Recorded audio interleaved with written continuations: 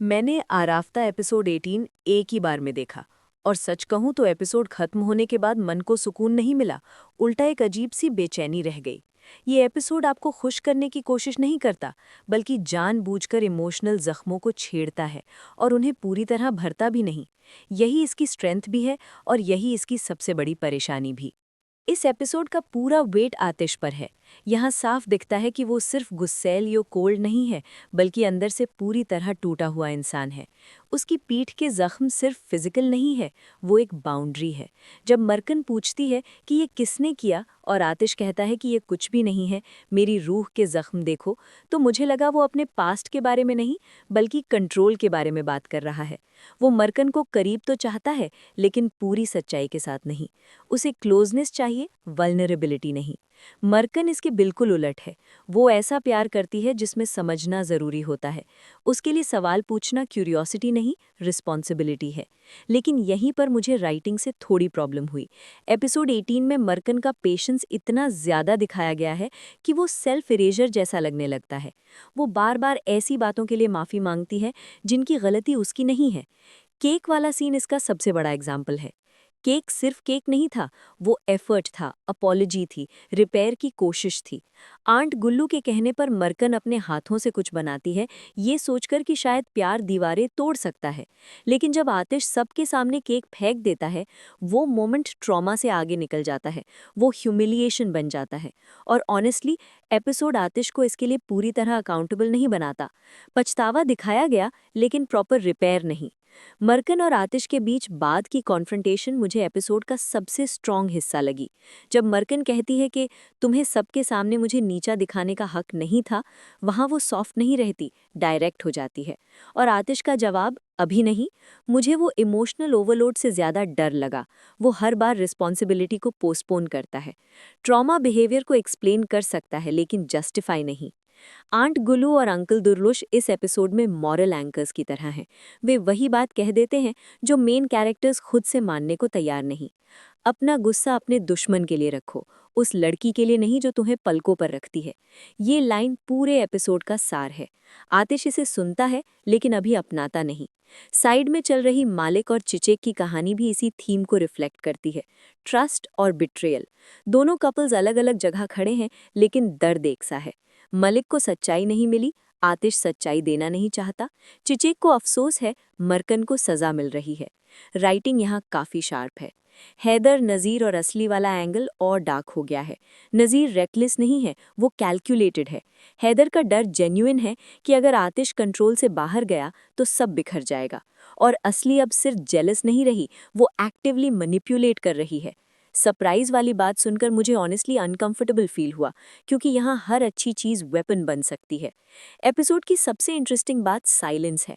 आतिश का चुप रहकर मरकन को देखना। वो सीन्स अनकंफर्टेबल हैं, लेकिन ऑनेस्ट भी। उसे मरकन चाहिए, लेकिन वो डरता है कि अगर उसने खुद को पूरी तरह खोल दिया तो क्या बचेगा। अब नेक्स्ट एपिसोड की बात करूं तो मुझे नहीं लगता कि एपिसोड 19 रिलीफ देगा। आतिश का मरकन को रात 10 बजे स्टडी में बुलाना रोमांटिक कम और ऑमिनस ज़्यादा लगता है। या तो वो फाइनली अपने पास्ट के बारे में कुछ सच बोलेगा, या फिर एक नई दीवार खड़ी करेगा। और मुझे लगता है सच बोलना आसान नहीं होगा, कोई ना कोई उसे रोक देगा। मेरा अंदाज़ा है कि नज़ीर और असली उस रात कुछ बड़ा बिगाड़ने की कोशिश करेंगे। हैदर और ज़्यादा रिस्की मूव्स लेगा, और मरकन, वो जल्द ही टूटेगी नहीं, बदलेगी। प्यार से पीछे हटने के लिए नहीं, बल्कि खुद को बचाने के लिए। अगर आतिश ने जल्द ही रियल वल्नरेबिलिटी चूज नहीं की, तो वो मरकन को इमोशनली खो देगा, भले ही वो उसके पास रहे। और यही इस कहानी का सबसे पेनफुल आउटकम होगा। एपिसोड 18 उम्मीद पर खत्म नहीं होता, बल्कि एक सवाल छोड़ जाता है। क्या प्यार चुपचाप जख्म सहते सहते जिंदा रह सकता है? और सच कहूँ, ये सवाल एपिसोड खत्म होने के बाद भी मेरे दिमाग में घूमता रहा। और यहीं से एपिसोड 19 की असली टेंशन शुरू होती है। नज़ीर का मरकन को ब्रेसलेट पहनाना सिर्फ एक रोमांटिक जेस्चर नहीं लगता, बल्कि एक डिलिब्रेट मूव है। और आतिश का छुपकर ये सब देख लेना कहानी का पहला साइकोलॉजिकल क्रैक है, क्योंकि आतिश के लिए ये मोमेंट सिर्फ जेलसी नहीं, बल्कि बिट्रेयल की तरह हिट करता है। अगले एपिसोड में मुझे लगता है आतेश का गुस्सा लाउड नहीं होगा, वो एक्सप्लोड नहीं करेगा, वो डेंजरसली क्वाइट हो जाएगा और यही साइलेंस सबसे डरावनी होगी। मरकन से उसकी नाराजगी सीधे कॉन्फ्रंटेशनल नहीं होगी, बल्कि क्वेश्चंस में, लुक्स में और हाफ स्पोकन सेंटेंसेस में दिखेगी। मरकन समझेगी कि कुछ टूट गया है, लेकिन क्या टूटा है वो तब तक नहीं जान पाएगी जब तक बहुत देर नहीं हो जाती। इसी बीच नज़ीर और हाइदर का लॉस्ट वेल्थ वाला एंगल अचानक सरफेस पर आएगा, लेकिन साफ आंसर्स के साथ नहीं, बल्कि और ज़्यादा कन्फ्यूजन के साथ। नज़ीर का हर स्माइल फेक लगेगा, हर काम रिएक्शन स्टेज्ड लगेगा और आतेश को यही एहसास होगा कि कोई उसके साथ माइंड गेम खेल रहा है। और आतेश ये बात टॉलरेट नहीं करता। नया पजामा बिल्योरम वाला एटीट्यूड अब वर्ड्स नहीं रहेगा, एक्शन बनेगा।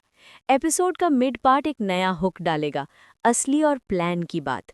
सब कुछ प्लान लग रहा है, लेकिन आरफ्ता में प्लान्स कभी वैसे एग्जीक्यूट नहीं होते जैसे सोचे जाते हैं। कोई न कोई छोटी डिटेल मिस हो चुकी है और वही डिटेल लेटर डिजास्टर बनेगी। आतेश का हिप्से ने आलमिश करना पावर दिखाने के लिए नहीं, बल्कि कंट्रोल रीगेन करने की डेस्परेट कोशिश लगेगी।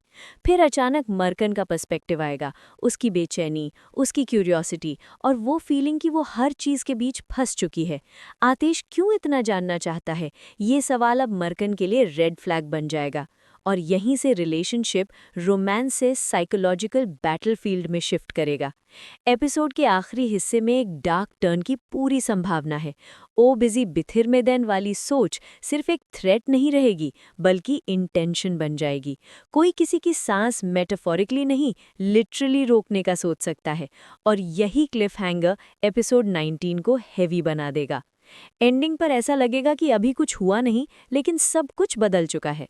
आतेश अब सिर्फ प्यार में नहीं है, वो वॉर मोड में है।